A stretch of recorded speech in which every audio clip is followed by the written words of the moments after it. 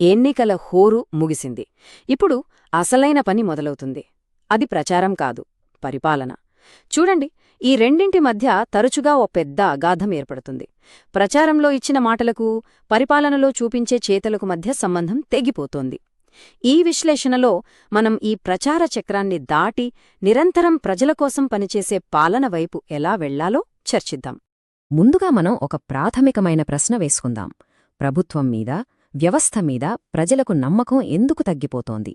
ఇది ఏదో ఒక ఎన్నిక తర్వాత జరిగేది కాదు, తరతరాలుగా పేరుకుపోయిన అనుభవం ఇది.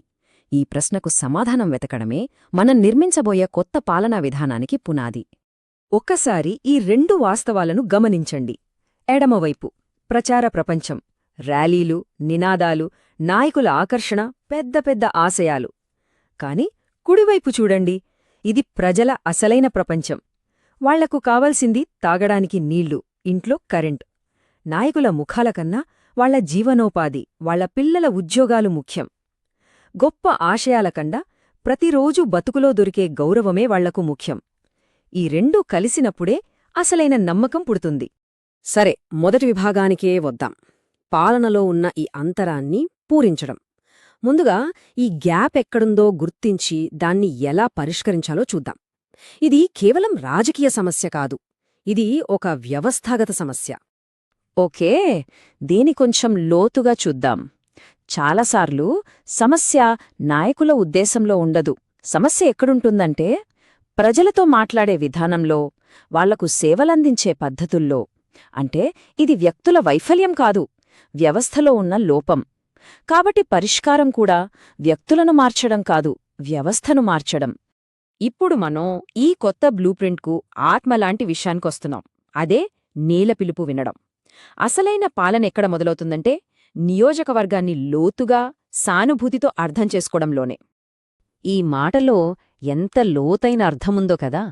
నేల సవ్వడి అంటే ఏంటి? ప్రజల జీవితం, వాళ్ల కష్టాలు, వాళ్ల ఆశలు, వాళ్ల పోరాటాలు. నాయకుడి నిర్ణయాలు ఏసీ గదుల్లో ఫైళ్ల నుండి కాదు, ఆ నేలమీద నుండి, ఆ ప్రజల మధ్య నుండి పుట్టాలి. నిజమైన పాలన అంటే ఇదే. అయితే ప్రజల మాట నిజంగా వినాలంటే ఏం చెయ్యాలి? వారి నేల, వారి ఋతువులు, వారి జీవనోపాధి గురించి పట్టించుకోవాలి. వాళ్ల రోజువారీ జీవితంలో గౌరవానికి విలువివ్వాలి. కేవలం అంకెలు, డేటా చూసి సరిపెట్టుకోకుండా వారి జీవిత కథలను అర్థం చేసుకోవాలి.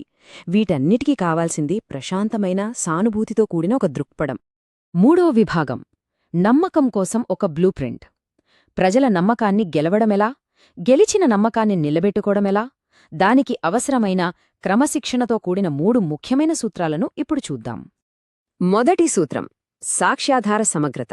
సింపుల్గా చెప్పాలంటే, చెప్పే ప్రతి మాటకు, ఇచ్చే ప్రతి హామీకి కొలవగలిగే ఆధారం ఉండాలి.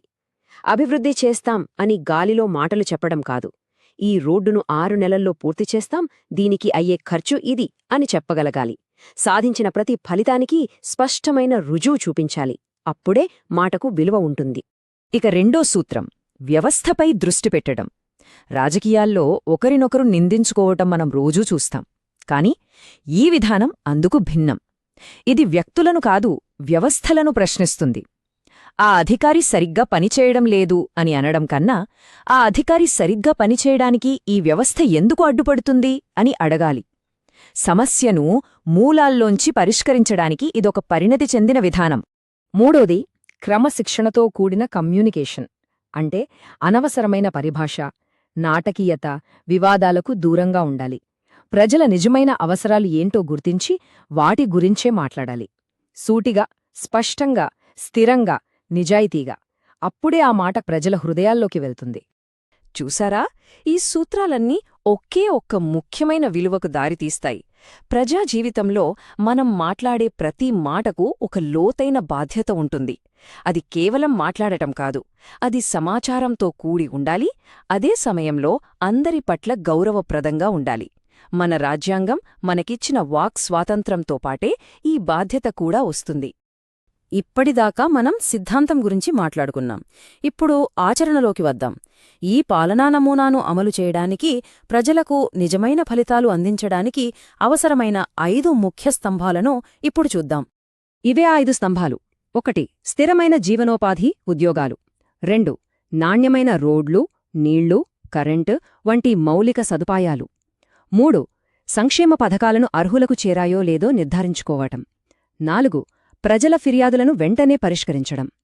ఈ 4 స్తంభాలను మనం బలంగా నిర్మిస్తే 5వది అంటే ప్రజావిశ్వాసం దానంతట అదే మనల్ని వెతుక్కుంటూ వస్తుంది. నమ్మకాన్ని అడగలేం, మన పనితో సంపాదించుకోవాలి. సకాలంలో ఫిర్యాదుల పరిష్కారం అంటే ఏమిటి? ఉదాహరణకి ఈ సంఖ్యను చూడండి. ఒక పౌరుడు తన సమస్యపై ఫిర్యాదు చేస్తే 48 గంటల్లోగా స్పందన రావాలి, చర్య తీసుకోవాలి. ఇదే మెట్రిక్స్ మీద కఠినంగా, ప్రజల పట్ల సున్నితంగా ఉండటం. ఆ అంకెలపై మనకున్న నిబద్ధతే ప్రజల పట్ల మనకున్న శ్రద్ధను చూపిస్తుంది.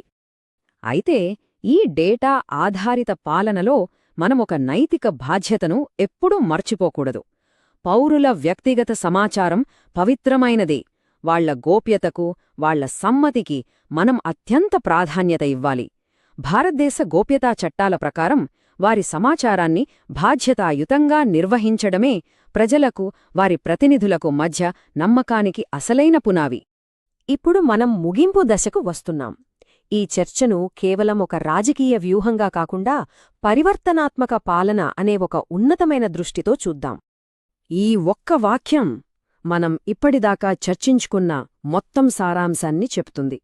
నాయకుడి అసలైన లక్ష్యం అధికారాన్ని పట్టుకుని వేలాడటం కాదు, ప్రజల జీవితాలలో నిజమైన, సానుకూలమైన మార్పు తీసుకురావడం. ఇది పదవి కాదు, బాధ్యత. ఈ మొత్తం విశ్లేషణ ప్రజాసేవలో ఒక ఉన్నతమైన ప్రమాణానికి ఒక ఆహ్వానం. ఇది కేవలం ఒక బ్లూప్రింట్ కాదు, ఇది ప్రజల కేంద్రీకృత నాయకత్వం యొక్క కొత్త తరానికి ఒక పిలుపు.